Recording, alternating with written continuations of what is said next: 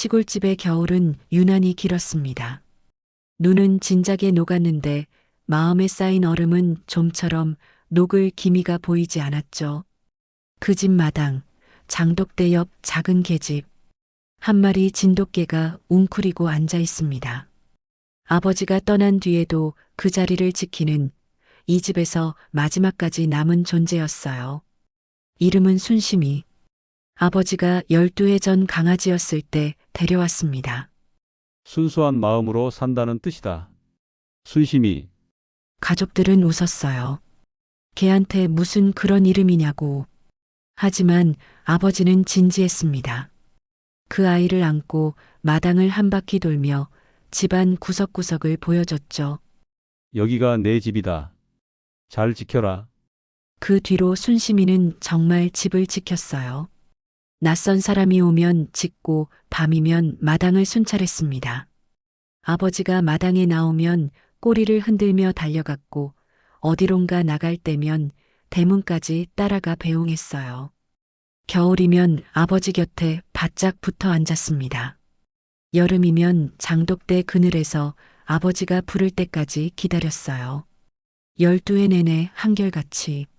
아버지가 교통사고로 세상을 떠난 지 나흘. 장례식장은 조문객들로 붐볐습니다. 하지만 형제는 같은 공간에 있으면서도 서로 눈을 마주치지 않았어요. 형은 창밖만 바라봤습니다.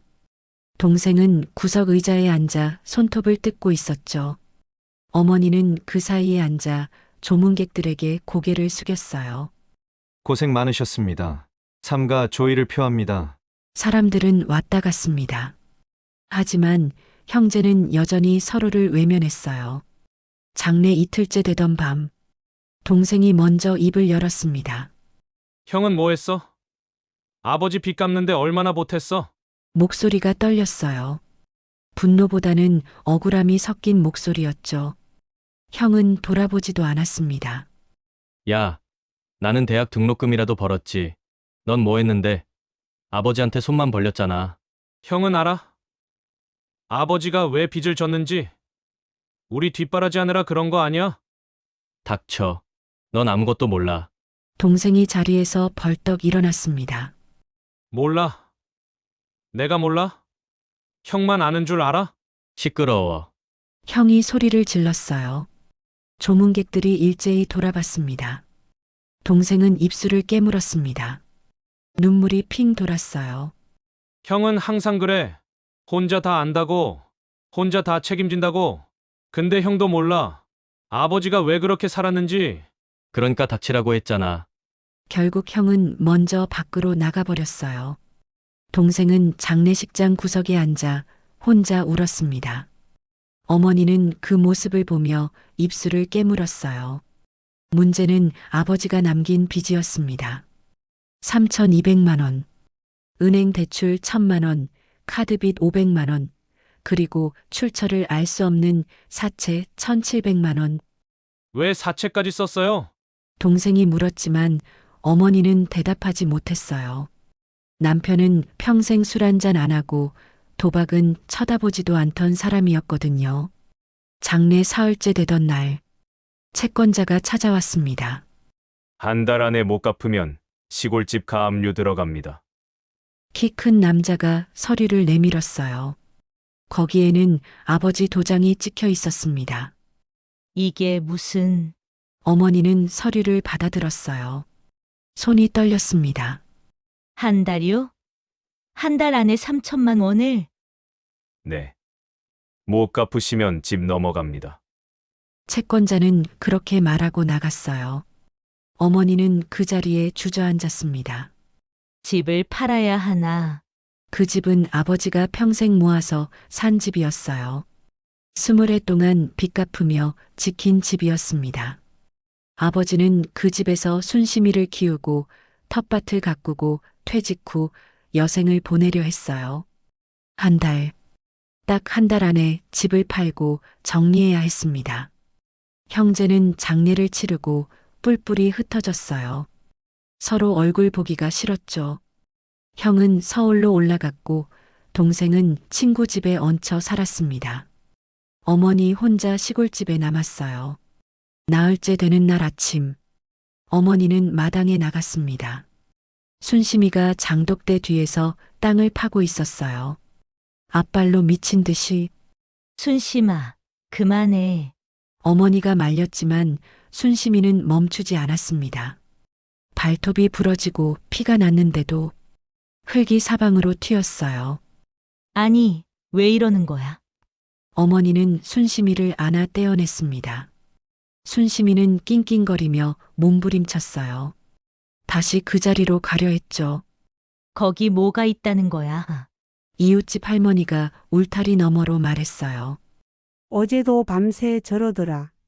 발에서 피 나는데도 계속 파더라고. 내가 말려도 소용없어. 할머니, 혹시 순심이 밥은?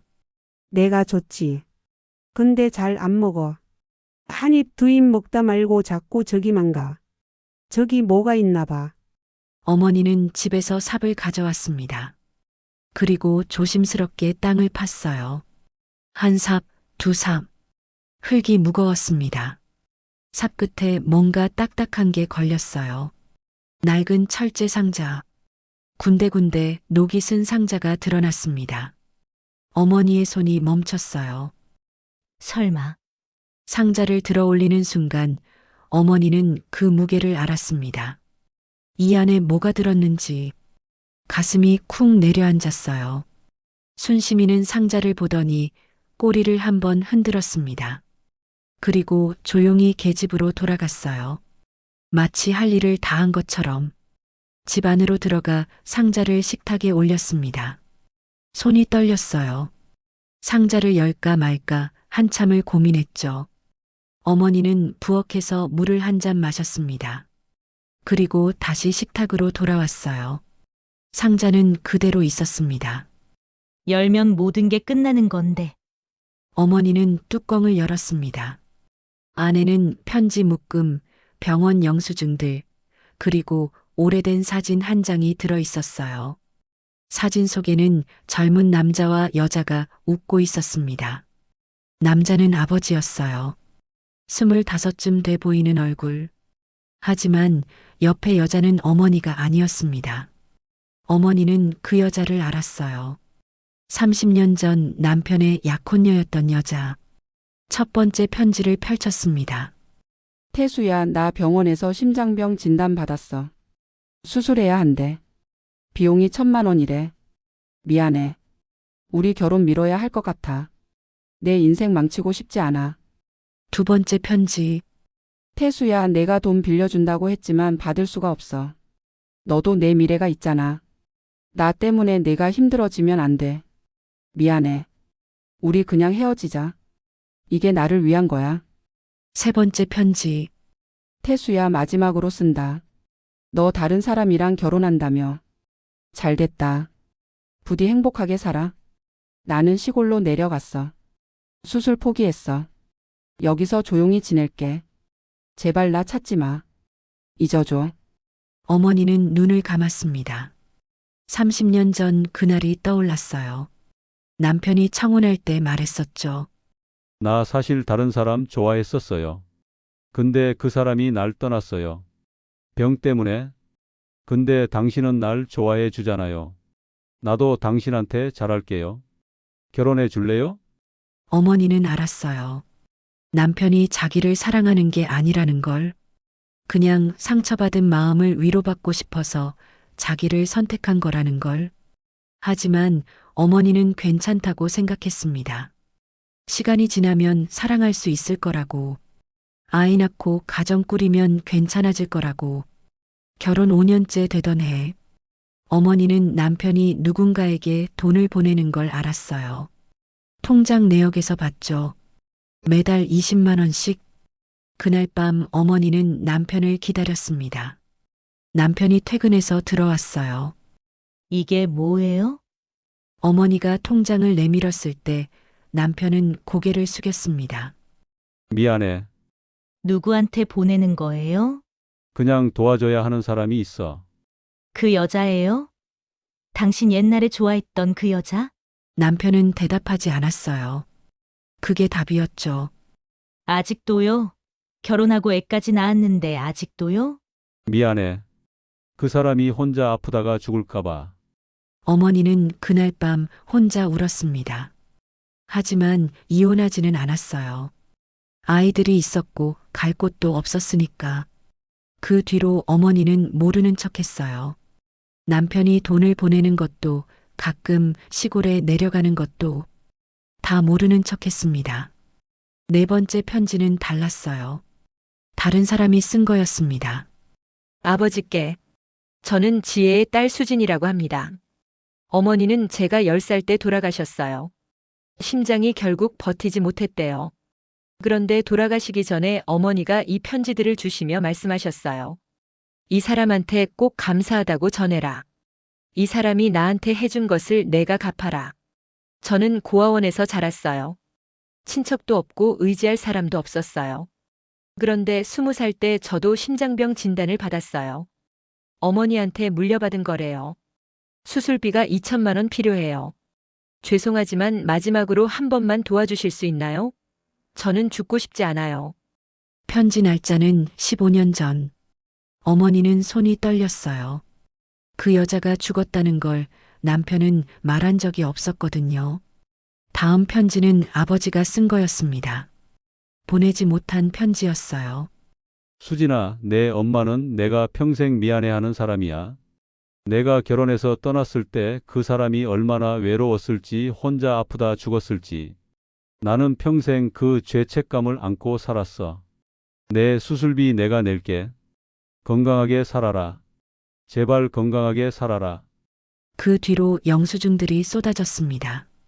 15년 동안 매달 보낸 생활비, 병원비, 대학 등록금, 취업준비금, 심지어 결혼 자금까지. 이게 빚의 이유구나. 어머니는 무릎을 탁 쳤어요. 2년 전 남편이 간암 진단을 받았을 때가 떠올랐습니다. 의사는 수술하면 살 수 있다고 했어요. 하지만 비용이 2천만 원. 수술 안 할 거야. 남편이 말했을 때 어머니는 놀랐습니다. 왜요? 수술하면 살 수 있다잖아요. 의사 선생님이 그랬잖아요. 돈이 없어. 대출 받으면 되잖아요. 집을 담보로 잡으면 되잖아요. 안 돼. 그러면 나중에 너희가 힘들어. 당신이 죽으면 우리가 더 힘들어요. 어머니가 소리를 질렀지만 남편은 고개를 저었어요. 미안해. 그냥 이대로 살다 가게. 남편은 그 뒤로 치료를 거부했어요. 병원도 가지 않았죠. 진통제만 먹으며 2년을 버텼습니다. 그렇게 버티다가 결국 교통사고로 세상을 떠났어요. 어머니는 이제 알았습니다. 남편이 왜 치료를 안 받았는지. 돈을 다 그 아이한테 보내고 있었으니까. 수술비도 생활비도 결혼 자금도. 마지막 편지가 있었습니다. 석 달 전 거였어요. 아버지, 저 결혼해요. 정말 좋은 사람 만났어요. 착하고 성실한 사람이에요. 저 이제 행복해요. 다 아버지 덕분이에요. 결혼식에 꼭 오세요. 아버지 얼굴 한번 보고 싶어요. 제가 얼마나 감사한지 직접 말씀드리고 싶어요. 아버지가 계셔서 제가 살았어요. 날짜는 아버지가 교통사고로 돌아가시기 하루 전이었습니다. 그날 결혼식 가려고. 어머니는 그제야 알았어요. 남편이 왜 그날 급하게 서울 가려고 했는지, 왜 버스 정류장까지 뛰어갔는지, 왜 횡단보도를 건너다 차에 치였는지. 어머니는 편지를 꼭 쥐고 울었습니다. 당신은 바보.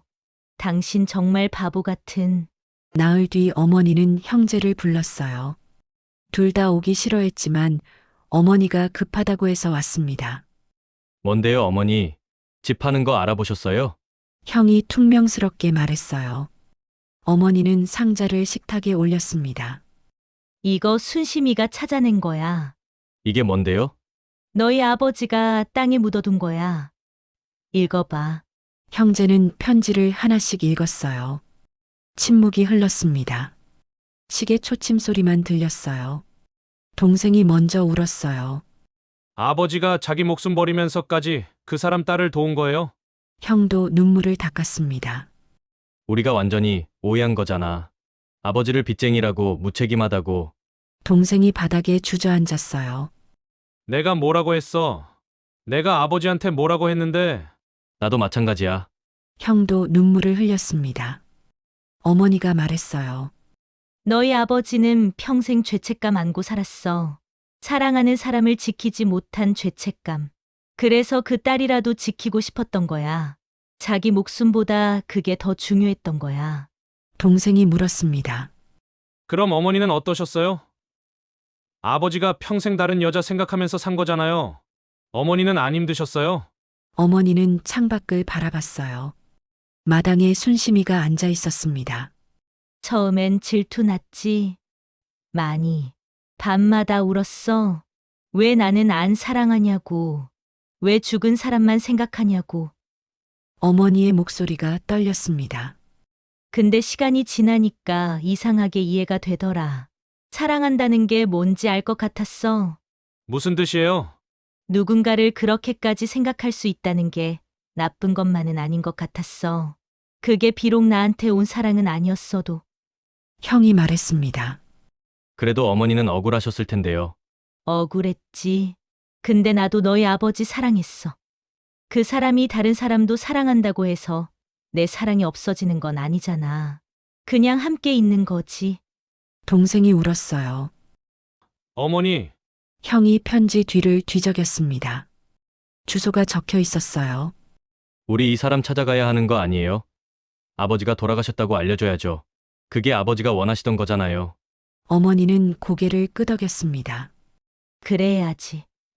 내 아버지가 끝까지 하고 싶었던 일이니까. 며칠 뒤 서울의 작은 아파트 앞. 세 사람은 초인종을 눌렀어요. 한 번, 두 번, 안에서 발소리가 들렸습니다. 문을 연 여자는 30 중반쯤 돼 보였어요. 배가 불러 있었습니다. 임신 7개월쯤. 누구세요? 여자의 목소리는 밝았습니다. 저희는 김태수 씨 가족입니다. 순간 여자의 얼굴이 환해졌어요. 아버지, 드디어 오셨어요? 어머, 얼마나 기다렸는지 몰라요. 여자는 얼른 문을 활짝 열었습니다. 하지만 세 사람의 침통한 표정을 보고 여자는 얼어붙었어요. 혹시 무슨 일이? 어머니가 조용히 말했습니다. 들어가서 이야기하자꾸나. 거실에는 작은 재단이 있었어요. 사진 2장.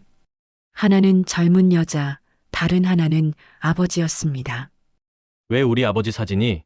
형이 놀라서 물었습니다. 여자가 눈물을 흘렸어요. 아버지 돌아가신 거죠? 어머니는 고개를 끄덕였습니다. 얼마 전에 교통사고로. 여자는 바닥에 주저앉아 울었어요. 소리내어 울었습니다. 제 결혼식 오시려다가 저 때문에. 아니야. 어머니가 여자 곁에 앉았습니다. 그리고 여자의 손을 잡았어요. 내 잘못이 아니야. 그 사람이 너무 가고 싶어서 간 거야. 내가 행복한 모습 보고 싶어서. 여자는 한참을 울다가 말했어요. 저는 고아원에서 자랐어요. 아버지 얼굴도 모르고 자랐어요. 어머니는 제가 10살 때 돌아가셨고요. 저는 세상에 혼자라고 생각했어요. 여자의 목소리가 떨렸습니다. 20살 때 심장병 진단받고 정말 죽는 줄 알았어요. 돈도 없고 의지할 사람도 없고 병원에서 쫓겨날 뻔했어요. 그때 어머니가 남긴 편지를 보고 태수 아버지한테 연락했어요. 마지막 희망으로. 그분이 저를 살려주셨어요. 수술비도 생활비도 학비도 전부 다. 고아원 나와서 자취할 돈도 주셨어요. 대학 다닐 때 아르바이트 하느라 힘들어 하니까 용돈도 보내주셨어요. 여자는 눈물을 닦았습니다. 저는 그분을 진짜 아버지처럼 생각했어요. 전화로만 목소리 들었지만 그분이 계셔서 저는 외롭지 않았습니다. 힘들 때마다 전화하면 항상 받아주셨어요. 동생이 울었어요. 아버지 자기 치료비도 안 쓰시고 여자가 놀라서 물었습니다. 치료비요? 아버지가 2년 전에 암 진단 받으셨어요. 간암 말기. 근데 치료 한 번 제대로 안 받으셨어요. 돈이 없어서 아니, 돈을 다 당신한테 보내서 여자는 몸을 떨었어요. 제가 아버지를 죽인 거예요? 제가요? 아니야. 어머니가 여자의 손을 꼭 잡았습니다. 그 사람은 내가 사는 게 더 중요했어. 자기 목숨보다. 그게 그 사람이 선택한 거야. 내 잘못이 아니야. 여자는 일어나 안으로 들어갔어요. 그리고 통장 하나를 들고 나왔습니다. 저 그동안 돈 모았어요. 아버지가 해주신 거 조금이라도 갚으려고. 결혼하고 나서도 남편이랑 열심히 모았어요. 여기 2,500만 원 있어요. 가져가세요. 제발.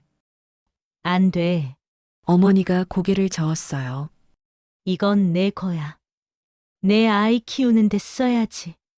안 돼요. 저 때문에 아버지 돌아가신 거잖아요. 저 때문에 빚까지 지신 거잖아요.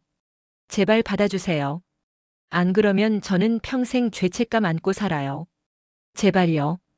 여자는 울면서 통장을 밀었어요. 형이 말했습니다. 1,000만 원만 주세요. 나머지는 정말 당신이 써야 해요. 안 돼요. 전부 가져가세요.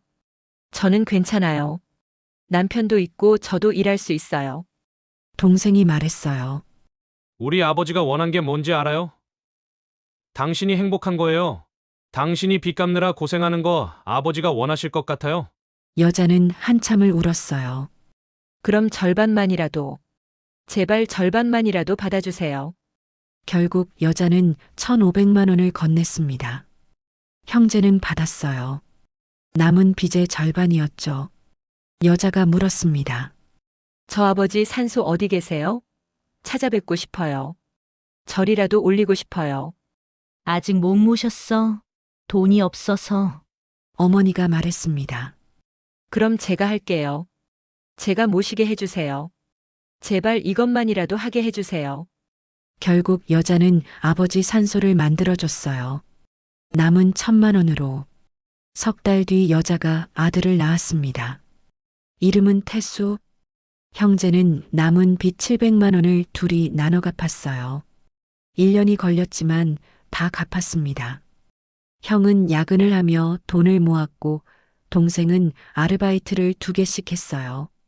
시골집은 팔지 않았습니다. 어머니가 그곳에서 살기로 했죠. 순심이와 함께. 집 마당에는 아버지 사진이 걸려 있습니다. 그 옆에 젊은 여자 사진도 함께. 그리고 그 아래 여자의 딸 사진. 순심이는 그 앞에 앉아 조용히 그들을 바라보고 있어요. 더 이상 땅을 파지 않습니다. 밤에 울지도 않아요. 어느 날 동생이 물었습니다. 어머니 후회 안 해요? 아버지가 평생 다른 여자 사랑한 거? 어머니는 웃었어요. 후회. 안 해. 그 사람이 누군가를 그렇게 사랑할 수 있는 사람이었다는 게 나는 자랑스러워. 비록 그게 나한테만 온 사랑은 아니었어도 그래도 억울하지 않으세요? 사랑은 나눠 가지는 게 아니야. 커지는 거야. 그 사람이 그 여자 사랑한다고 해서 나한테 온 사랑이 줄어드는 게 아니야. 그냥 사랑이 더 많았던 거지. 동생은 어머니를 안았어요. 1년 뒤 여자가 아들을 데리고 시골집을 찾아왔습니다. 할머니, 여자는 어머니를 할머니라고 부르며 아이를 보였습니다. 어머니는 아이를 안아주었습니다. 태수 왔구나. 어머 할아버지 닮았네. 순심이는 아이 곁에 조용히 앉았어요. 아이는 순심히 머리를 쓰다듬었습니다. 강아지 이름이 뭐예요? 순심이야. 무슨 뜻이에요? 순수한 마음으로 산다는 뜻이란다. 순심이는 아이 손을 핥았습니다. 저녁 4사람은 마당에 모여 앉아 밥을 먹었어요. 아버지 사진을 보며 아버지 맛있게 드세요. 여자가 밥을 한 숟가락 떠서 사진 앞에 놓았습니다. 순심이는 그 옆에 앉아 조용히 꼬리를 흔들었어요. 사람은 때때로 사랑 때문에 빚을 집니다. 그 빚은 돈으로 갚을 수 없는 것이기도 하지만 누군가의 인생을 살리는 것이기도 해요. 한 남자가 평생 짊어진 죄책감은 한 아이의 인생을 바꿨습니다. 그리고 그 아이는 다시 그 남자의 가족을 구했어요. 용서는 돌고 돕니다. 사랑도 마찬가지예요. 오늘 당신 곁에도 말없이 무언가를 감당하고 있는 사람이 있다면 너무 늦기 전에 고맙다는 말 한번 건네보세요. 그 말 한마디가 누군가에게는 평생 간직할 선물이 될 수 있으니까요. 오늘의 이야기가 마음에 닿았다면 구독으로 함께 해주세요.